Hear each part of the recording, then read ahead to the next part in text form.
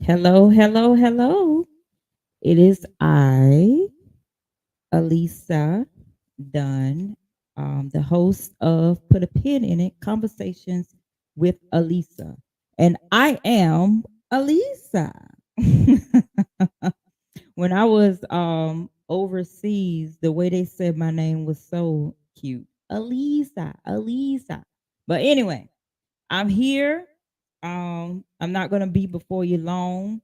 You have had a long weekend. If you were celebrating Easter, Passover, Resurrection Sunday, you have had a long, long weekend, and you're probably still recovering from this long, long weekend. But for a great cause, it is for the resurrection of our Lord and Savior Jesus Christ, along with Easter eggs and the bunny rabbit. So, if you participated in all of those things, let me know. Let me know if you went to service on Sunday. What's going on, Kimberly?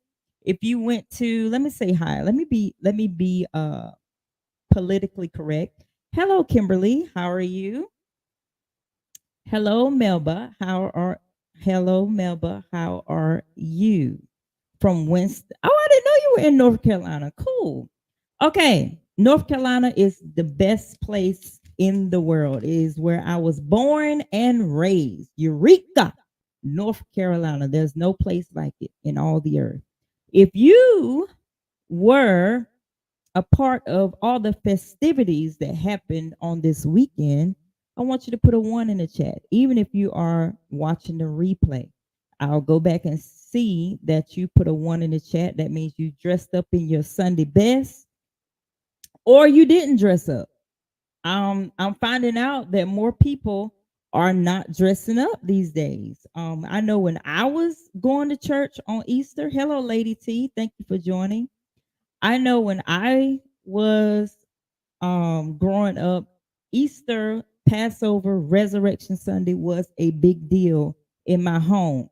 My mom went overboard in making sure that I had the best flower dress. I had the white stockings. I always wore white stockings and black shoes. I don't know why, but I did. White stockings, black shoes, and a white shawl. A mess.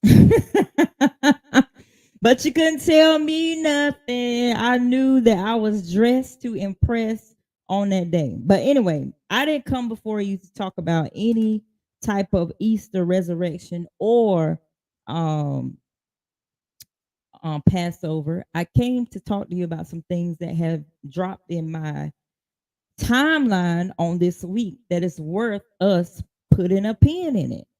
A lot of things, the patent leather shoes with the baby doll socks. Yes. And when I had my kids, I did the same thing, you know. It's all about the ruffles, the baby doll socks, and all of those things. But I don't know why my mom had me in white stockings. Not like see-through, but white tights and black shoes. I have a picture with me with that on too. A mess. Anyway, so we want to first, we're going to get right on into it because the play-in is tonight. I'm all about the NBA, so I'm going to jump in. We're going to put pins in it and we're going to get up out of here. All right. So, first I want to talk about the WNBA draft. Um the reason I want to talk about this is because I ain't know about it. WNBA, y'all got to do better with your advertisement. How do you expect? Okay, you should have capitalized off of the best Final Four there was for women's basketball in history. You should have capitalized off that. I didn't on the only reason I knew that the draft was going on was because of this lady right here. And I'm so glad I am not the only female that watch sports. That's on my timeline. I saw that Kimberly posted that. Oh Lord, Kimberly posted that Aaliyah Boston was the number one WNBA draft pick. And if you remember, Aaliyah played for South Carolina, which is for Coach Don, and like five of their players got picked for the NBA draft. WNBA draft, excuse me. The WNBA draft. And I did not know this was going on. And by the time I found out it was going on, I wasn't interested. So WNBA, you have to do better with your promotion when it comes to the WNBA, because I didn't know that was going on, and I think that's bad because I love sports, and I would like to have seen where Angel Reese, she's not declaring for the WNBA because she says she's making more in college than she would in WNBA, which is smart of her to do. Hello, Cynthia. How are you? Also, I know Caitlin. I know she's making money. She's just not. She's been quiet about it, but I'm sure she's making money too. I'm glad that they changed that the college students can make money now. But what I was talking about is tonight. The Lakers are in the play-in, and they are playing the Timberwolves, right? Listen, I want to put a pin in this because the Timberwolves were perfectly healthy before tonight. But I want to show you something that really don't make no sense to me. Let me show you this.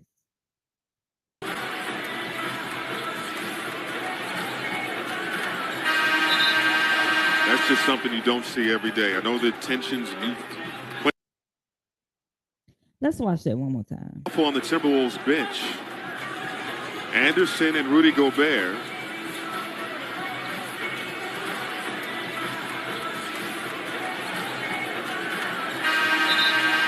That's just something you don't see every day. I know the tensions.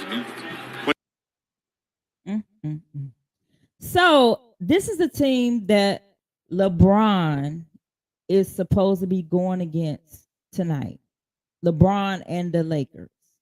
All right. Let me say something. As a result of that, Rudy Gobert, which is one of the best defense, one of their best, another one of their teammates punched the wall. Now he's out for the rest of the season. This is all on one team. One team. So Rudy Gobert is not playing tonight. There's another guy that's not playing tonight. Both of these guys are like defensive players. They're not playing tonight.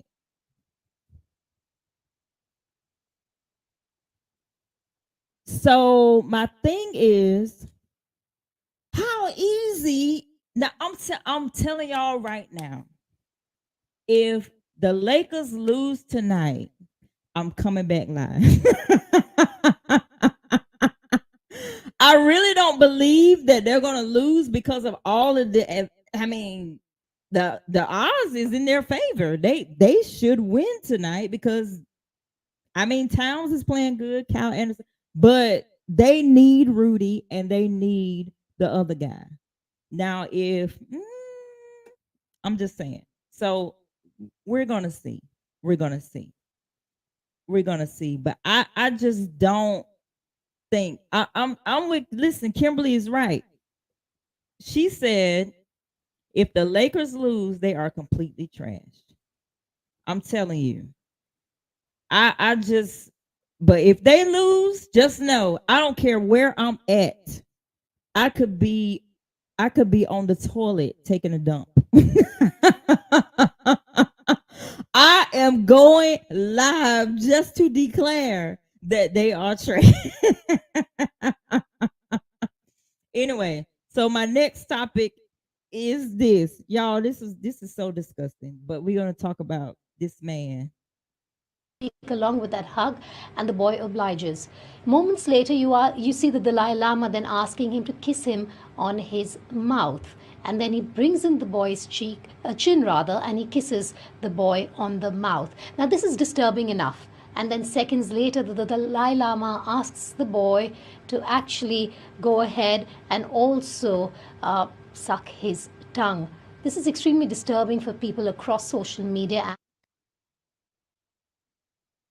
All right, one more time. The Dalai Lama's office says His Holiness, quote, regrets the incident.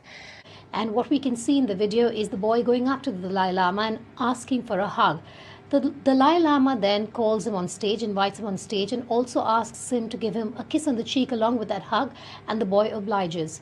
Moments later, you see the Dalai Lama then asking him to kiss him on his mouth, and then he brings in the boy's chin rather, and he kisses the boy on the mouth. Now this is disturbing enough. And then seconds later, the Dalai Lama asks the boy to actually go ahead and also suck his tongue. This is extremely disturbing for people across social media. Oh my God. Dalai Lama. We just gonna call you DL, all right? DL, listen to me. This is ridiculous because I did some research on who the Dalai Lama is, the DL. Might as well what you say you are, because I don't understand why you are asking a young boy to suck your tongue. No. Let's listen to this. Listen. You are brought up. Let me take this down. It's disgusting. You are brought up in a religion that tells you that you should respect the Dalai Lama. The Dalai Lama in the Tibetan, however you say it, the Tibetan Buddhism, however you say it, he is one of the highest persons in their religious hierarchy. You know how we have the bishop and the archbishop and all. I don't really. All I know is in my mom and them's organization that the bishops was the highest. Then you got bishops, pastors, whatever. The Dalai Lama is like almost the highest.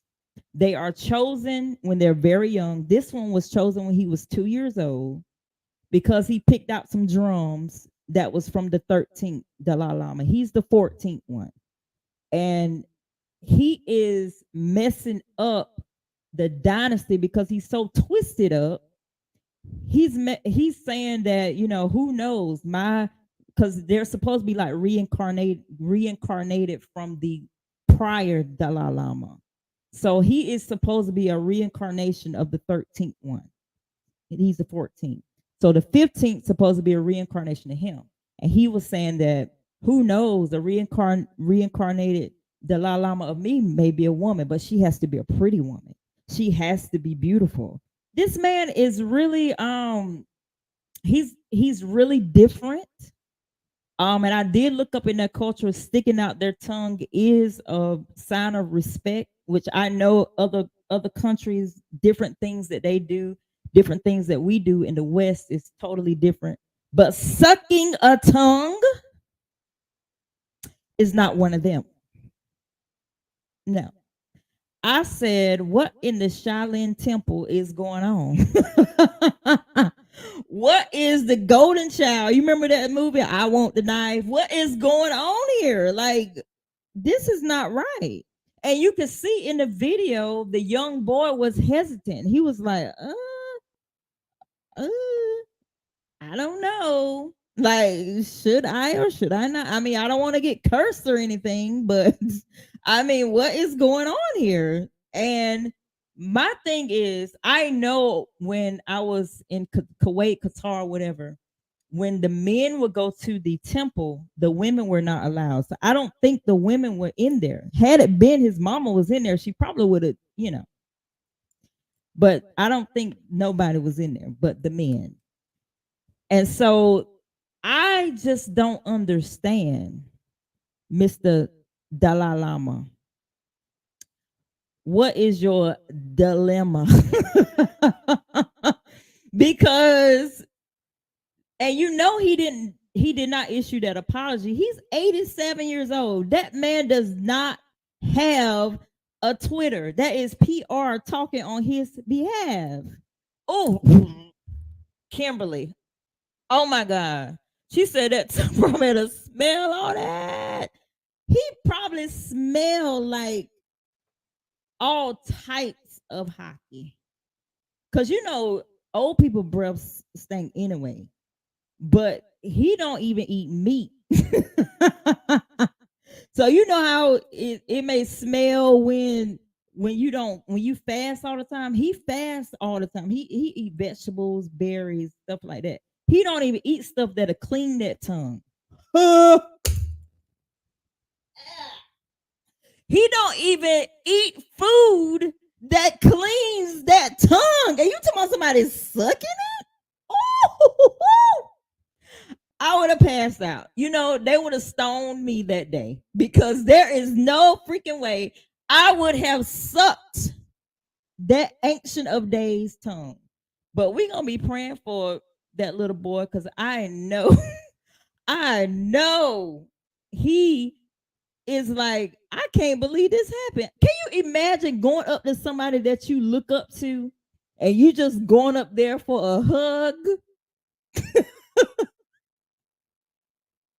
You just going up there for a hug. And this nigga say, give me a kiss. Oh! You just going up there for a hug. You seen that? You seen on on Love Hip Hop Atlanta, we say, yo ma, give me a kiss. You going up there for a hug, a church hug at that. Now, oh my God. And he said, give me a kiss. Then after he kissed you, he said, suck my tongue. My day would have been, I would have been devastated. I would have been so devastated. Like, okay, I'm not Buddhist no more. I don't want to practice. This is a bunch of bull. I do not, Buddha bless you. Forget that. I don't want to be no parts of this no more. Because that is horrendous. And everybody's laughing. Like, come on. We got to do better as a people. We just got to do better. So, Dalai Lama, DL, you need to stop your mess. That was crazy. And we know you didn't issue that apology. So, y'all just need to just don't film him no more. Because, when old people, they just do stuff. I'm not saying it was right. But old people, when they get old, they say and do whatever. This man is almost 100 years old. Why is he still greeting the people? We don't. Next time we see him, he probably gonna come out naked. It's just too much. He's lightweight, telling y'all he needs his successor now. All right, my next story. I saw this yesterday. Ricky Smiley, he went live, and ever since Ricky's son has passed, I don't know if it's really his son because he has a lot of kids that he says his, but they not his. Like his family, he had raised them and stuff like that. So, that the boy Brandon does look like him. So, I think that is his son. And Brandon had a daughter named Stormy. And I follow Ricky Smiley, so I watch him deal with his grandson Grayson, and I watched him deal with Stormy as well. And now he has a new granddaughter. I don't know her name. I can't remember she's a new baby, so I don't really know what her name is. But he went live yesterday talking about Storm's mom, saying that Storm will not let him see the baby.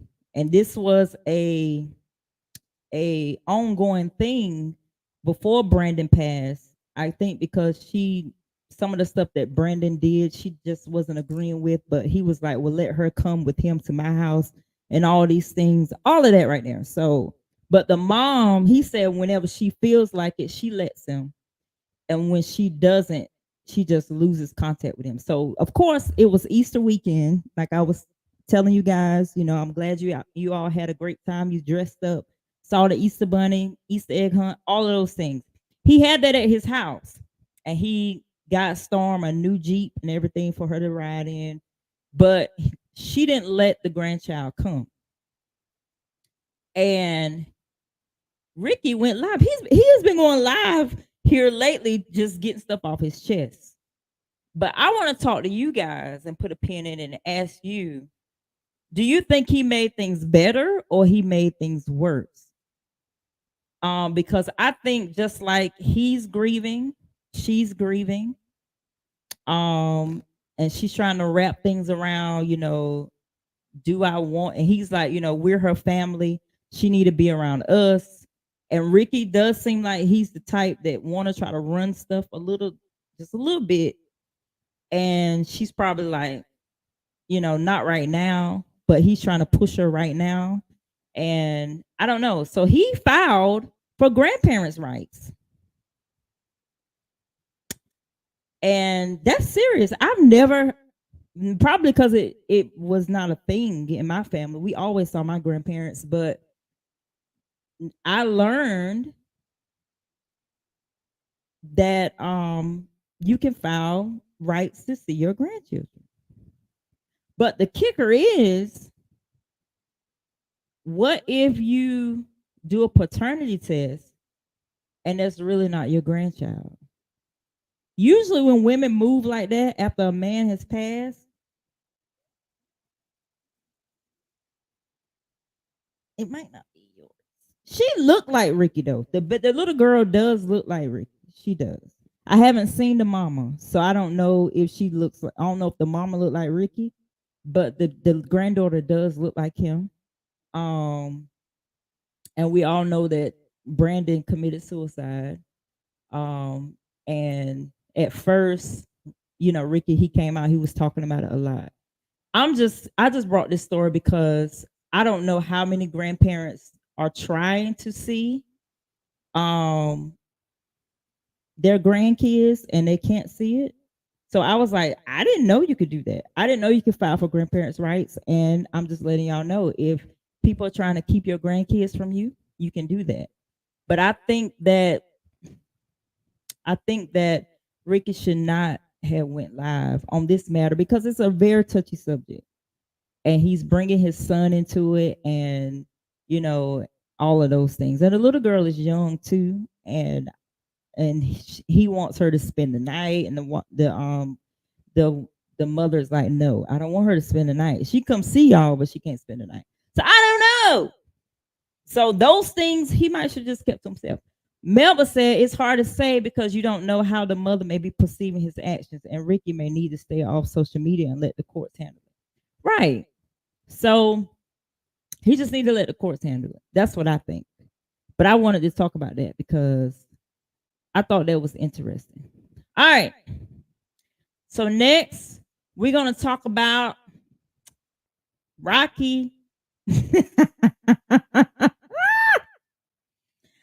I watched the last episode of Queens of R&B, and my stance on Rocky and Tasha has not changed. My stance on them, because they had them side by side. Look at Tasha. And I'm glad they caught this shot of her, because this is when she was listening to Rocky talk. And this body language tells me that I just can't believe that she knew.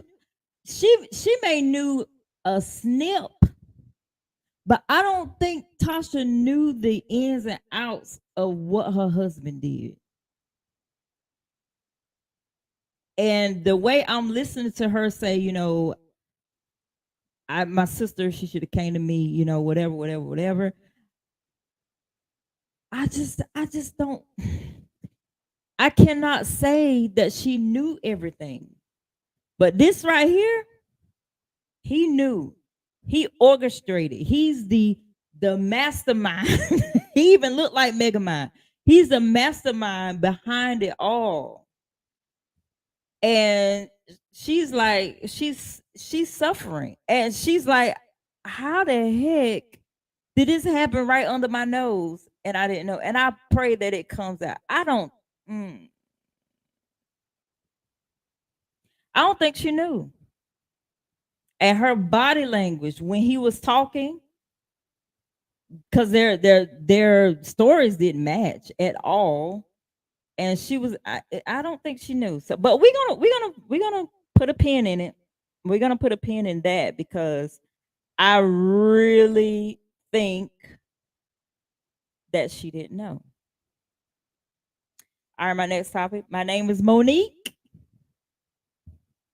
Who watched this? I watched it. I'm not gonna be a spoiler of it if you haven't watched it. Netflix has put out a stand-up comedy.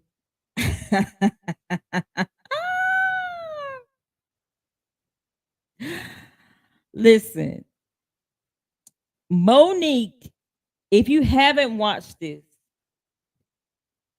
first of all, I want to say Monique looks fabulous. She looks amazing. I remember watching Monique in the late night hour, the Monique show. I love you for free, sugar. I remember her. And to see her go from that to this, and from that movie that she was in, what was the movie that she was in that I watched recently? She acted her tail off in that movie. I'm telling you. So, for you that have not watched My Name is Monique, I'm gonna go ahead and tell you, she has a potty mouth. Like she MF. But if you look beyond that and listen to the stories, the reading, I really enjoy that movie.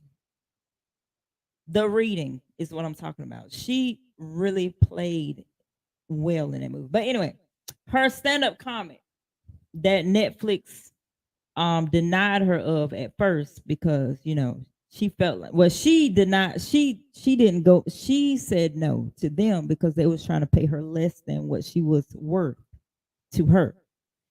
And so she waited it out, and it's all working for her. And I'm happy for her. I am. She looks happy. She looks like she's at peace. And I also want to say, if you want to watch it, look beyond her cussing.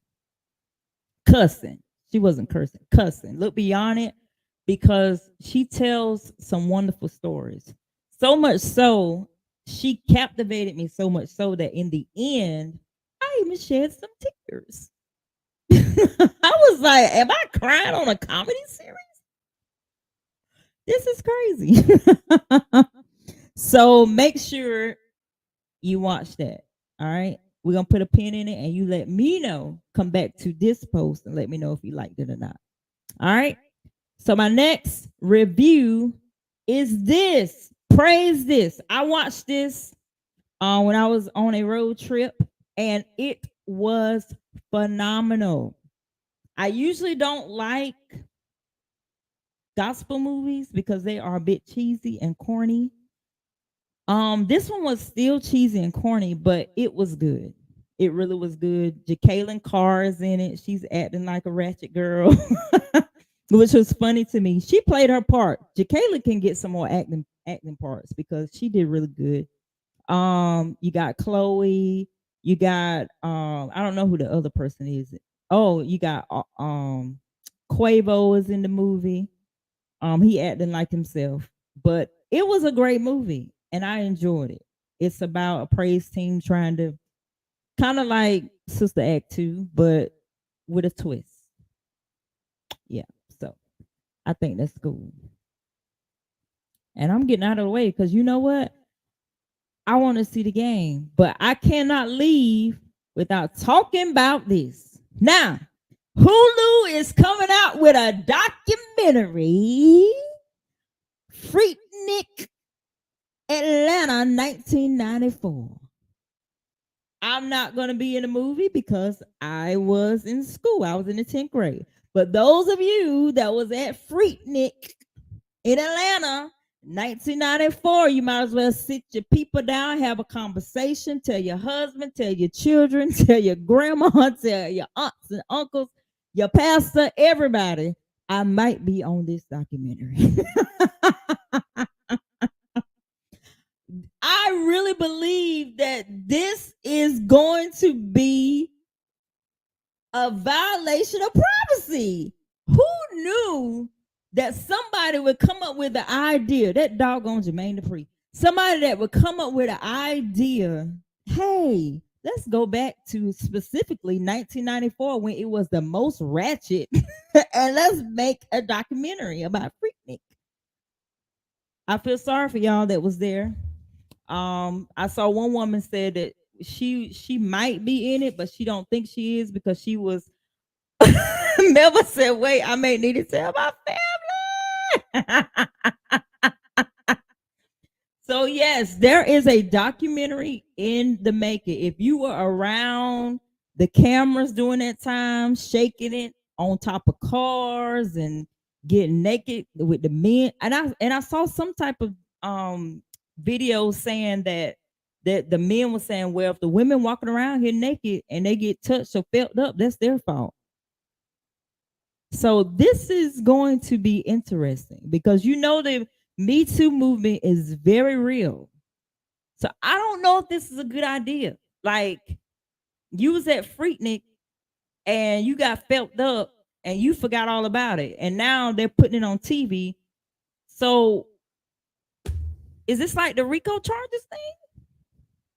Like, what if they be like, oh yeah, that was me. I want to press charges. Like, oh my God. So I'm praying for you guys.